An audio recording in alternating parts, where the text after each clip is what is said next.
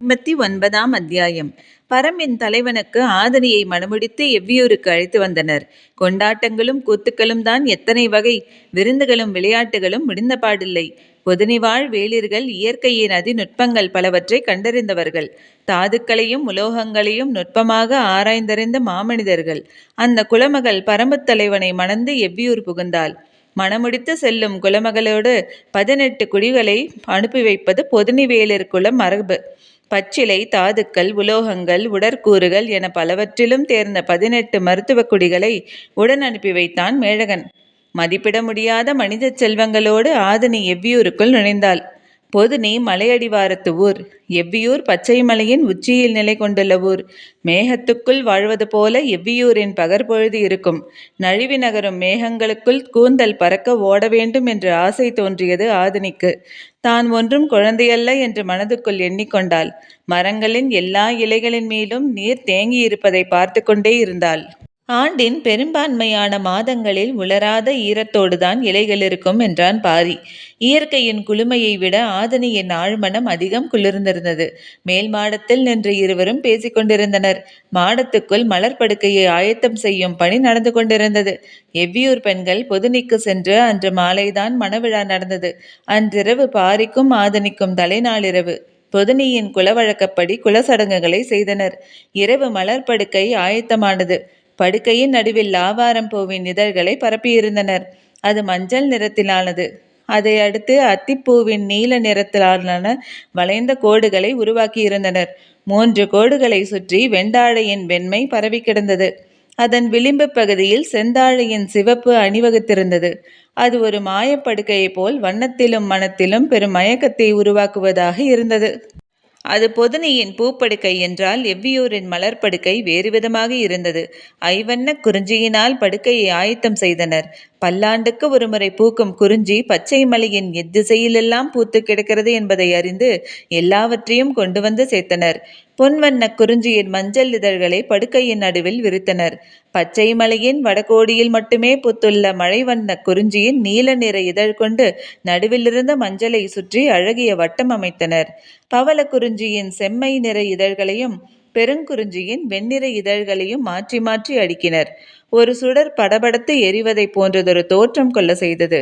வாடா குறிஞ்சியின் செந்நீல இதழ்களை விளிம்பெங்கும் வரிசைப்படுத்தினர். குறிஞ்சி காமத்துக்கான பூ. அதன் மனமும் வண்ணமும் கன நேரத்தில் மனித ஆழ்மனத்தை தன்னகப்படுத்தி கொள்ளும். குறிஞ்சி பூக்கத் தொடங்கினால் காடு முழுவதும் பூக்கும். காமத்தின் தன்மையும் அதுதான். கால்விரல் நுனியிலிருந்து நெற்றியில் சுருண்டு கிடக்கும் கூந்தல் வரை எல்லாவற்றிலும் காமத்தீ இணையாக பற்றும். பற்றி எரியும் போது மிச்சமின்றி எரியும் தீ அது. மொத்த காடும் எரிவதைப் போலத்தான் இருக்கும் குறிஞ்சி பூக்கும் காலம். அதுதான் காமத்தின் காலம். காத்திருந்து எரிந்து காலகாலத்துக்கும் மணக்கும். படுக்கையின் தன்மைக்கேற்ப அதுவே மனத்தை அறையெங்கும் நிரப்பியிருக்கும். மாலை நேரத்து கதிரவன் ஒளிமங்கி சிறிது நேரமே இருந்தது. சட்டென ஒரு சிந்தனை தோன்றியது பாரிக்கு. ஆதனியை அழைத்து கொண்டு மாடத்தை விட்டு கீழிறங்கி வந்தான். மாடத்தின் வெளிப்புறத்தில் புதிதாக செய்யப்பட்ட தேர் நின்றிருந்தது. குதிரைகளை அதில் பூட்டச் சொன்னான். வீரர்கள் குதிரைகளை பூட்டினர். ஆதனியை தேரில் அமர வைத்து பாரி தேரை ஓட்டினான். வீரர்களும் மற்றவர்களும் பார்த்திருக்க நாகப்பச்சை வேலியை கடந்து தேர் வெளியேறி போனது. எங்கே போகிறதென யாருக்கும் தெரியாது. ஆதினியை தேரிலே உட்கார வைத்து சுற்றி காண்பித்து வருவான் என நினைத்தனர். ஆதினி இதுவரை தேர் பயணம் செய்ததில்லை. மாலை நேரத்து சுருங்கும் ஒளியும் சீரிப்பாயும் தேரின் ஓசையும் மலை முடுப்புகளின் இளம் பச்சையும் காண கிடைக்காத காட்சியாய் இருந்தது. அவளது முகம் இயற்கையின் ஆதி சுவையை உணர்ந்து கொண்டிருந்தது. முறையான பாதைகள் உருவாக்கப்படாததால் வேகத்தை குறைத்து தேரை மெதுவாகவே ஓட்டினான். தேர் சென்று கொண்டே இருந்தது. கதிரவன் ஒளி சிறுத்து அணைய ஆயத்தமாகிக் கொண்டிருந்தது. மலை உச்சியில் ஒளி அகழுதல் விளக்கை ஊதி அணைப்பதைப் போல சட்டென நிகழ்ந்துவிடும். ஆனாலும் தேரை திருப்பாமல் முன்னோக்கி ஓட்டிச் சென்றான் பாரி. ஆதினி எதுவும் கேட்கவில்லை. மலைமுகட்டோரம் போய் தேர் நின்றது. வண்டியிலிருந்து இறங்கிய பாரி ஆதினி இறங்க உதவி செய்தான். சற்றே சிந்தித்தபடி நின்றவன் தேரிலிருந்த குதிரைகளை கழற்றிவிட்டான். அவன் என்ன செய்ய போகிறான் என்பதை ஆதனியால் கணிக்க முடியவில்லை. உன்னை ஓரிடத்துக்கு அழைத்துச் செல்கிறேன் வா என சொல்லி மலைமுகடு நோக்கி நடந்தான். ஒளி முற்றிலும் அகன்று இருள் கவிழ்ந்து விட்டது. அவனை பின்பற்றி நடந்தாள் ஆதினி. குதிரைகளை அப்படியே விட்டுவிட்டு வந்திருக்கிறீர்களே, காட்டுக்குள் ஓடிவிடாதா? போகாது. இந்த மேட்டில் மட்டுமே முயற்புல் இருக்கிறது. அதற்கு மிக பிடித்த உணவு அதுதான். இந்த இடம் விட்டு எளிதில் அகலாது. அப்படியா என கேட்டபடி நடந்தாள். இருள் முழுமையாக நிலை கொண்டு விட்டது. முகட்டை அடைந்ததும் மலையின் சரிவை நோக்கி இறங்கத் தொடங்கினான். கால்களை கவனமாக எடுத்து வை என்றான். நீருக்குள் மூழ்கும்போது உள்ளே போக போக அடர்ந்த ஓசை பெருகி வந்து காதடைக்குமே, அப்படித்தான் காட்டின் ஓசையும். நேரம் ஆக ஆக இருள் அடரோசையாக மாறிக்கொண்டிருந்தது. சிறிதும் பெரிதுமாக பாறைகளுக்கு நடுவில் ஆதனியை கவனமாக அழைத்து கொண்டு கீழிறங்கினான் பாரி. இருளுக்குள் மீன்களைப் போல் மிதந்து கொண்டிருக்கும் செடி கொடிகளின் இலைகளை கையால் தட்டியபடி நடந்த ஆதனி கேட்டாள். எங்கே போகிறோம்? குறுக்கிட்டு கிடந்த மரக்கட்டையை அகற்றி ஆதனி நடப்பதற்கு வழி அமைத்தபடி பாரி சொன்னான். நீ பொதினி மலையின் பேரதிசயத்தை எனக்கு காண்பித்தாய் அல்லவா? அதே போல பரம்பின் அதிசயத்தை உனக்கு காட்ட அழைத்துச் செல்கிறேன். அன்று முழு நிலவு நாள். சிறகு நாவற்பழங்கள் மிதந்து வந்ததை தெளிவாக பார்க்க முடிந்தது. இன்று நிலவற்ற காரிருள் நாள். இந்த கும்மிருட்டில் எதை பார்க்க முடியும்? பொதினியின் அதிசயத்தை பார்க்க நிலவின் ஒளி தேவைப்பட்டது. ஆனால் பரம்பின் அதிசயத்தை தெளிவாக பார்க்க ஒளியற்ற காரிருள்தான் தேவை. ஆதினிக்கு வியப்பும் ஆர்வமும் ஒரு சேர பெருகின. ஒளியற்ற இருளில்தான் தெளிவாக பார்க்க முடியும் என்றால் அது என்னவாக இருக்கும் என்று சிந்தித்தபடியே நடந்தாள். நின்று பொறுமையாக வழிக்குறிப்புகளை கவனித்தபடி முன் நடந்தான் பாரி. இருளில் இரக்கத்தில் கால் எடுத்து வைப்பதில் கூடுதல் விழிப்புணர்வு தேவை. பாரி முன் நடப்பதால் பதற்றமில்லாமல் நடந்தாள் ஆதினி. நேரம் கூடியது. இருளின் அடர்த்தி அதிகரித்து கொண்டிருந்தது. முன்னடக்கும் பாரியின் கை பற்றிய கீழிறங்குவதும் தோல் பிடித்து நடப்பதுமாக ஆதினி வேறொரு விளையாட்டை விளையாடபடி வந்து கொண்டிருந்தாள். ஆனாலும் என்னதான் காண்பிக்கப் போகிறான் என்பதை கேட்காமல் இருக்க முடியவில்லை. நீங்கள் காண்பிக்கப் போகும் பரம்பின் அதிசயம் என்னவென்று தெரிந்து கொள்ளலாமா? கண்முன்னால் அதை காண்பித்து சொல்கிறேன். அப்போது அடையும் இன்பத்தை ஏன் இழக்க வேண்டும்? பற்றிய தோலை ஆதினியின் கை இறுக பிடித்தது. கால்கள் தடுமாறுகின்றனவோ என பாரி நின்றான். ஆதினி சொன்னாள், பரம்பின் பேரதிசயத்தோடுதான் நான் நடந்து கொண்டிருக்கிறேன். இந்த உணர்வு மற்ற எல்லாவற்றையும் விட மிக உயர்ந்தது. நான் புதிதாக எதையும் அடையப் போவதும் இல்லை, இழக்கப் போவதும் இல்லை. நீங்கள் தயங்காமல் சொல்லலாம். அவளின் சொற்களுக்குள் இருந்த காதல் பாரியை கிறங்கச் செய்தது. பிடித்து இறங்க முடியாத பள்ளம் இருந்தது. மிக பாதுகாப்போடு அவளை பிடித்து இறக்கினான். தோல் தொடுவதும் கை தொடுவதுமாகத்தான் இவ்வளவு நேர பயணம் இருந்தது. ஆனால் இந்த பள்ளத்தை கடப்பது அப்படியல்ல. கடக்க முடியாத பள்ளமாக பாரிக்கு தோன்றியது. ஆதனியின் உணர்வோ அதையும் கடந்ததாக இருந்தது. சற்றே கால் சரிந்து பாரியின் மேல் விழுந்தவளை தூக்கி விலக்கி நிறுத்த முடியவில்லை பாரியால். அந்த இடைவெளி உருவானதால் தான் நடக்க முடியும் என தெரிந்தும் அதை உருவாக்குவது எளிதாக இல்லை. செங்குத்தாக சரிந்து கிடக்கும் மலை சரிவில் கும்மிருட்டில் கண்கட்டி விளையாடுவது போல காதல் விளையாடியது. பாரி சற்றே சிந்தித்து, இந்த விளையாட்டுக்குள் மனம் சிக்கிவிடக்கூடாது, கவனமாக காலடி எடுத்து வைத்து நடக்க வேண்டும் என்று நினைத்து நடந்தான். ஆதினிக்கு அதுவெல்லாம் இல்லை. பாரி மட்டுமே அவளின் பார்வையில் இருந்தான். முன் நடந்த பாரி சொன்னான், நான் காண்பிக்கப் போவதை இதற்கு முன் மிக சில மனிதர்களே பார்த்திருப்பார்கள். அப்படியா என்றாள் ஆதினி. ஆம், அதன் பெயர் ராவெரி மரம். ஆதினிக்கு சட்டென புரியவில்லை. என்ன மரம்? ராவெரி மரம். அதன் இலைகள் பகலிலே வாங்கிய ஒளியை இரவிலே உமிழும். பார்ப்பதற்கு எண்ணிலடங்காத சுடர்கள் எரியும் விளக்கை போல இருக்கும். கிறங்கி நின்றாள் ஆதினி. என்ன சொல்கிறீர்கள்? அப்படி ஒரு மரம் இருக்கிறதா? ஆம், மழை நீரை உள்வாங்கிய மண் ஊற்றாக கசிய விடுகிறதல்லவா? அதே போல பகல் முழுவதும் ஒளியை உள்வாங்கி இரவு முழுவதும் வெளிச்சத்தை கசியவிடும். பார்ப்பதற்கு மரம் பற்றி எறிவது போல் இருக்கும். சொல் கேட்டு நின்ற ஆதனியின் தோல் தொட்டான் பாரி. கனவிலிருந்து மீண்டவளைப் போல மீண்டாள். இன்னும் எவ்வளவு தொலைவில் அந்த மரத்தை பார்க்கலாம்? சிறிது தொலைவு இறங்கினால் சரிவு பாறைகள் முடிச்சிட்டது போல் கிடக்கும். அங்கிருந்து பார்த்தால் எதிரில் இருக்கும் மலைச்சரிவில் ராவரி மரம் தெரியும். ஆதனியால் ஆசையை அடக்க முடியவில்லை. ஒளிரும் மரத்தை பார்க்க வாய்க்கும் அந்த கணத்தை அடைய மனம் தவித்தது. இப்போதுதான் இன்னும் கவனத்தோடு நடக்க வேண்டிய இடம். எனவே பார்த்து வா என்று சொல்லியபடி நடந்தான் பாரி. நீங்கள் எப்போது அந்த மரத்தை பார்த்தீர்கள்? காடறிய பயணப்படும் போது தேக்கன் காண்பித்தார். பல ஆண்டுகளாயிருக்குமே. அதன் பிறகு பார்க்கவில்லையா? இல்லை, பகலில் அந்த மரத்தை நம்மால் கண்டறிய முடியாது. அந்த மரம் பகலில் எப்படி இருக்கும் என்று இன்று வரை யாருக்கும் தெரியாது. இரவு நேரத்தில் எதிர்கொன்றில் நின்று பார்த்தால்தான் கண்டறிய முடியும். அதுவும் நிலவற்ற இது போன்ற காரிருள் நாளில் நள்ளிரவில்தான் நன்றாக காண முடியும்.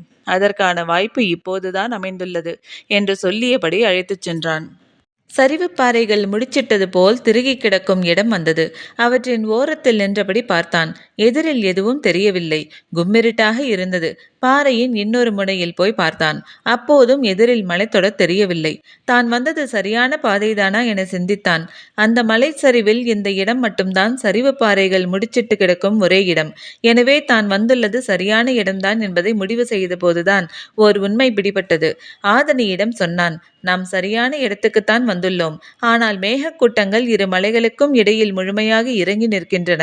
அதனால் எதிரில் இருக்கும் மலைத்தொடர் நம் கண்களுக்கு தெரியவில்லை. ஆதனியின் முகம் சற்றே கவலை அடைந்தது. அப்படியென்றால் நம்மால் இன்று பார்க்க முடியாதா? அவள் கேட்டுக்கொண்டிருந்த போதுதான் பாரிக்கு தோன்றியது. இன்னும் சிறிது நேரத்தில் மழை வந்துவிடும். நாம் இருப்பது மிகவும் ஆபத்தான இடம். பெருமழை என்றால் சரிவு பாறைகள் மழை நீர் எவற்றையெல்லாம் இழுத்து கொண்டு வரும் என தெரியாது. நாம் உடனடியாக பாதுகாப்பான இடத்துக்கு போயாக வேண்டும் என்று. தொலைவில் இடியோசை கேட்டது. பாறையை இழுத்து அடிக்கையில் தோளின் மீது இருக்கும் தூசி அதிர்வதைப் போல மாமலை அதிர்ந்தது. பெருமின்னல் ஒன்று வெட்டி இறங்கியது. மொத்த மலைத்தொடரின் மீதும் ஒளியின் கண் திறந்து மூடியது. சரிவு பாறையை கடந்து இடப்புறம் போவதுதான் பாதுகாப்பு என கருதிய பாரி ஆதனியின் கையை பிடித்துக்கொண்டு வேக வேகமாக நடந்தான். இவ்வளவு வேகமாக இருளுக்குள் நடப்பது சரியில்லை என தோன்றியது. ஆனாலும் வேறு வழியின்றி நடந்தான். அடுத்தடுத்து மின்னல்கள் இறங்கத் தொடங்கின. மின்னல் ஒளியால் தென்பட்ட பாதையை வைத்து விரைந்து அழைத்துச் சென்றான். அவன் எண்ணி வந்தது போலவே பிளவுண்ட பாறைகளுக்கு நடுவில் பெருங்குகை ஒன்று இருந்தது. விரைந்து வந்து குகைக்குள் நுழைந்தனர். கொட்டும் மழையின் கொட்டம் தொடங்கியது. எங்கும் மழையின் பேரோசை. இடியால் நடுங்கியது காடு. உரிய நேரத்தில் குகைக்குள் அண்டியதால் ஆபத்திலிருந்து தப்பித்தோம். நாம் இருப்பது மலையின் செங்குத்தான சரிவு பகுதி. மேலேறவும் முடியாது, கீழிறங்கவும் முடியாது. இந்த பகுதியில் பாதுகாப்பாக அண்டுவதற்கு இந்த ஒற்றை குகை மட்டுமே உண்டு என்று பாரி சொல்லிக் கொண்டிருந்தான். காரிருளும் அடர்மழையும் சற்றே அச்சத்தை வரவைப்பனவாக இருந்தன. மின்னல்கள் இடைவெளியின்றி இறங்கிக் கொண்டிருந்தன. ஆனாலும் மின்னல் ஒளியில் குகையின் உட்புறத்தை பார்க்க முடியவில்லை. எவ்வளவு உள்வாங்கிய குகை இது! இதற்குள் விலங்குகள் எதுவும் பதுங்கி இருக்குமோ என்ற எண்ணங்கள் தோன்றியபடி இருக்க ஆதனி அமைதியானாள். இடுப்பில் இருக்கும் சிறு வாள் தவிர பாரியிடம் வேறு ஆயுதங்கள் இல்லை என்பதையும் அவள் கவனித்தபடி இருந்தாள். மழையின் பேரோசை அடங்கும் வரை ஆதனியின் அமைதி நீடிக்கும் என்பதை உணர்ந்தான் பாரி. குகையின் நடுவில் இருந்த சிறு பாறையின் மீது ஆதனியின் தோல் சாய்ந்து உட்கார்ந்திருந்தான். ராவரி மரத்தை ஆதனிக்கு காட்ட வேண்டும் என்ற ஆர்வத்தில் மேகத்தின் தன்மையை கவனிக்காமலே இருந்துவிட்டோம் என்று தோன்றியது. கவனித்திருந்தால் வராமல் இருந்திருப்போமா என்பது தெரியாது. காதல் இடிமின்னலுக்கு விலகி நடக்க தெரியாத உயிரினம் என்று மனதில் நினைத்தபடி உட்கார்ந்திருந்தான். ஒளியை உருவாக்க எந்த ஏற்பாடும் இல்லாமல் வந்துவிட்டோமே என்பதுதான் பாரிக்கு குறையாகப்பட்டது. நீண்ட நேரம் கழித்து மழை நின்றது. அதன் பிறகுதான் நீரின் ஓசை மேலேறி வந்தது. காற்றெங்கும் ஈரம் மிதந்தபடி இருந்தது. குகையின் உள்ளடுக்கும் தான் உட்கார்ந்திருந்தான். ஆனாலும் நீர்த்தொட்டியில் இருப்பது போலத்தான் இருந்தது. குளிர் நடுங்கியது. முகம் பார்க்க முடியாத கும்மிருட்டு. மழை பெய்யும் வரை விடாது வெட்டிய மின்னல் ஒளியில் அவ்வப்போது குகைக்குள் வெளிச்சம் தென்பட்டது. மழை நின்ற பிறகு இருளின் அடர்த்தி மிக அதிகமானது. பாரியின் இடது கை இறுகப் பிடித்தபடி சாய்ந்திருந்தாள் ஆதினி. பொழுதாகி கொண்டிருந்தது. இந்நேரம் நள்ளிரவு கடந்திருக்கும் என்று நினைத்த பாரிக்கு முதன்முறையாக ஐயம் வந்தது. பொழுது நள்ளிரவை கடந்திருக்குமா இல்லையா? ஏன் குழப்பம்? ஆதனியின் பாதுகாப்பு மீதே கவனம் குவிந்திருந்ததால் பொழுதின் ஓட்டத்தை சரியாக மதிப்பிட முடியவில்லை. எப்படியோ விழுந்த பிறகுதான் குகையை விட்டு அகல முடியும். ஆதனியை இங்கேயே படுக்கச் சொல்லலாம். ஆனால் அவள் படுக்க மாட்டாள் என்று எண்ணியபடியே இருந்தான். கும்மிருட்டின் அச்சம் எளிதில் மனம் விட்டொழியாது. அதுவும் உள்காட்டின் அடர்குகைக்குள் ஆதினிக்கு அவ்வப்போது எழும் ஐயமே தான் கண்ணை திறந்திருக்கிறோமா மூடியிருக்கிறோமா என்பதுதான். இரண்டுக்கும் எந்தவித வேறுபாடும் இல்லாத நிலையில் பாரியின் கையை இறுக பற்றியதன்றி வேறு எதையும் கவனிக்க முடியவில்லை. எந்த சொல் கொண்டு இந்த அமைதியை கலைப்பது என பாரி சிந்தித்து கொண்டிருக்கையில் குகையின் உள்ளடக்கியிலிருந்து சிற்றொளி வெளிப்பட்டது. அதை உணர்ந்த கணம் சட்டென குகையின் உட்பகுதியை நோக்கி திரும்பினான் பாரி. தோளிலே சாய்ந்திருந்த ஆதினி திடுக்கிட்டு நடுங்கினாள். உள்ளே இருப்பது விலங்கா? எந்த வகையான விலங்கு? எதையும் கணிக்க முடியவில்லை. சட்டென குகையை விட்டு வெளியே போய் நின்று அதை எதிர்கொள்வது பாதுகாப்பானதா? உள்ளேயே எதிர்கொள்வது பாதுகாப்பானதா? பாரியால் முடிவெடுக்க முடியவில்லை. ஒளியின் அளவு கூடிக்கொண்டே இருப்பது போல் இருந்தது. ஒளியின் தன்மை எதையும் கணிக்க முடியாததாக இருந்தது. பரவும் ஒளிக்கு பின்னால் இருப்பது பாறையா, இருளா அல்லது மிருகத்தின் உடலா? எதுவும் புலப்படவில்லை. இவ்வளவு குழப்பங்கள் வாழ்வில் இதுவரை ஏற்பட்டதில்லை. இயற்கையின் கணிக்க முடியாத கூர்முனையின் முன்னால் நின்று கொண்டிருந்தான் பாரி. காடறியும் காலத்தில் கூட இவ்வளவு பதற்றமான கணத்தை சந்தித்ததில்லை. இப்போது ஏற்படும் பதற்றத்துக்கு காரணம் ஆதினி. எது நடந்தாலும் அவளுக்கு பாதிப்பு எதுவும் ஏற்பட்டுவிடக் கூடாது என்பதுதான். ஒளியின் அளவு கூடிக்கொண்டே இருந்தது. மஞ்சள் கலந்த வெண்ணொளி பாறை இடுக்கின் ஓரத்தில் நீரோடுவது போல் கசிந்து ஓடியது. பாரியால் புரிந்து கொள்ளவே முடியவில்லை. இது என்ன உயிரினமா, தாதுக்களின் கசிவா, அல்லது ஏதாவது ஆபத்தின் அடையாளமா? ஒன்றும் புரியவில்லை. சட்டென ஆதினியை இழுத்து கொண்டு வெளியேறிவிடலாம் என தோன்றியது. ஆனால் மனம் அதை செய்ய மறுத்தது. ஒளியின் நீளம் அதிகமாகிக் கொண்டே இருந்தது. அதன் நீளம் அதிகமாக குகை முழுவதும் செவ்வொளி பரவியது. இது என்ன என புரியவே இல்லை. துணிந்து அருகில் போக முடிவெடுத்தான் பாரி. ஆதினியின் இறுகிய பிடியை தளர்த்த முயற்சி செய்யும் போது பரவும் நீல ஒளியால் முனைப்புகுதி குச்சி போல் மேலெழுந்தது. ஒரு கணம் குப்பென வியர்த்தது பாரிக்கு. அறிவு ஐயத்தின் புள்ளியை கண்டறிந்தது. அந்த ஐயத்தை நோக்கியே சிந்திக்கத் தொடங்கியது. ஏறக்குறைய பாரி அது என்ன என்று கணிக்கத் தொடங்கினான். சற்று முன்னால் நகர்ந்து பார்ப்போம் என்று எண்ணி அதற்கு இடப்புறமாக மெல்ல நகர்ந்து பார்த்தான். அவன் கணித்தது சரியானது என்று உறுதிப்படுத்திய கணம் காடு அதிர்வதைப் போல கத்த வேண்டும் என்று தோன்றியது. ஆனால் ஆதினி அச்சமடைவாள். அதுவும் இடம் விட்டு விலகி பொந்துக்குள் ஓடிவிடும் என்பதால் மகிழ்வை அடக்க முடியாமல் அடக்கினான். அவ்வளவு நேரமும் முறையிலிருந்து ஆயுதத்தை பிடித்திருந்த வலது கையை எடுத்து இப்போது ஆதினியை இறுக அணைத்தான். அவளுக்கு காரணம் புரியவில்லை. கட்டற்ற மகிழ்வை கசியும் காதல் மொழியில் சொன்னான், ஆதினி, நீ பார்த்து கொண்டிருப்பது இந்த புவியின் பேரதிசயம். அவளுக்கு புரியவில்லை. ராவரி மரத்தை பார்த்த பரம மக்கள் பலர் உண்டு. ஆனால் பல தலைமுறைகளாக மனிதர்கள் பார்த்திராத ஒன்றை இப்போது நாம் பார்த்து கொண்டிருக்கிறோம்.